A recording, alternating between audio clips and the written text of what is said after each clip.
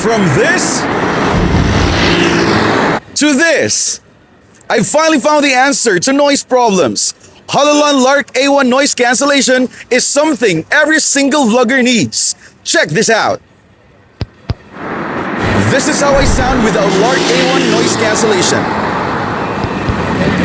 And now this is how I sound with Lark A1 noise cancellation.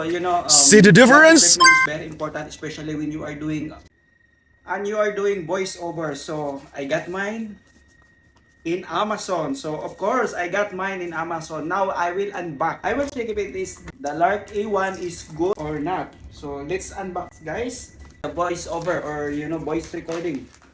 And it really helps us this guy, especially when you are doing vlog in the noisy area. So I have the Lark A1. They have the iPhone socket and for Type-C, also for the Android. Yes.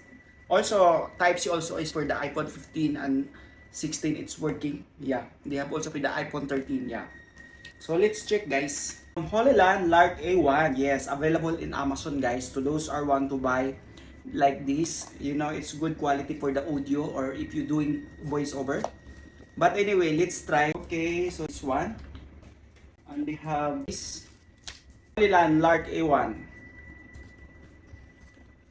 So they have two, which is two like this, and they have for the iPhone, yes, for the iPhone 13, and Type-C also for the Android. Yeah.